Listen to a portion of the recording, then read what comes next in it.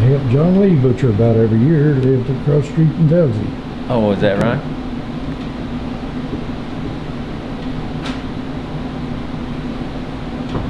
Are there any more wild stories you'd like to tell us about Fairgrove that I haven't asked you about? No, I don't just remember anything. I know there were...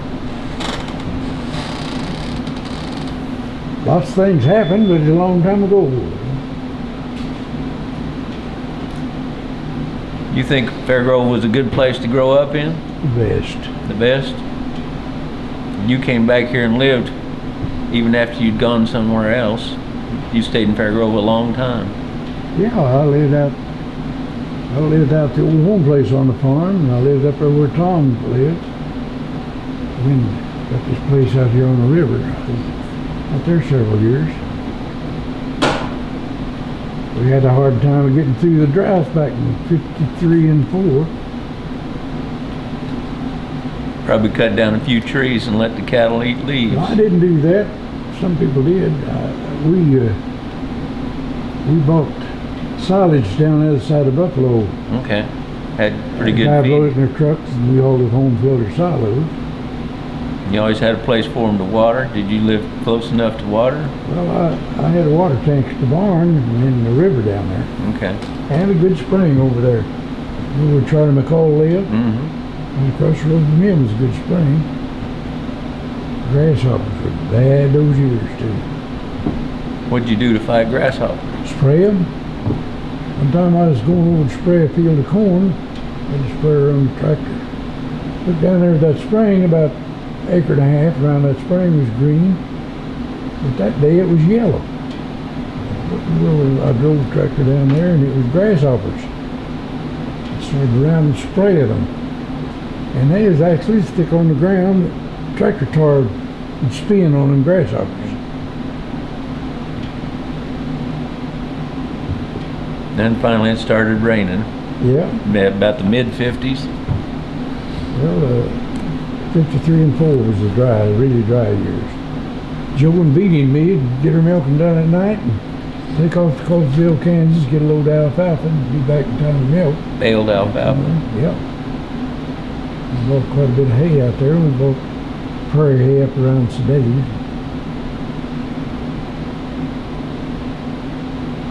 Is there anything that you'd like to do different in your life that you never got to do? Traveling or anything? Not really.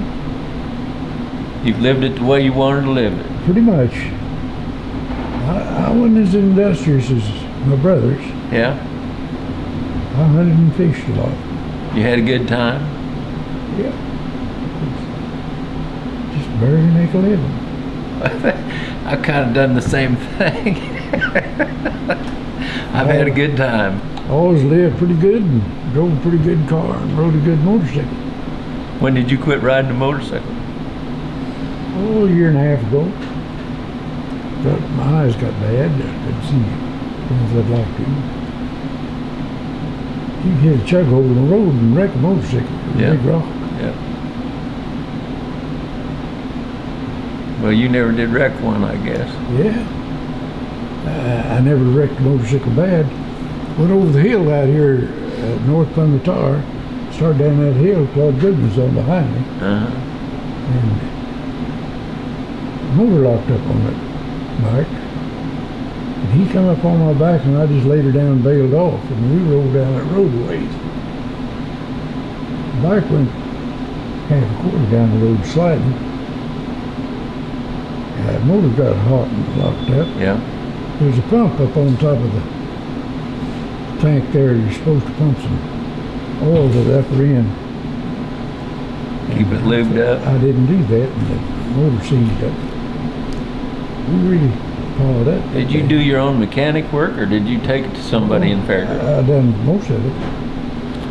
How'd you learn mechanics? I'm not a very good mechanic. Just working around on the farm on equipment? Well, I'm not a very good mechanic. I used to do about anything to an old Model 8 Ford.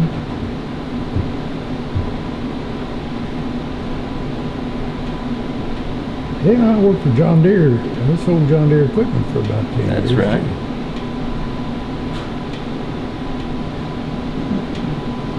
Well, I'm gonna just call that quits. Okay. Thanks for your time, Burl. And we've captured it. I'm sorry. If you want to tell another story anytime, you just call me.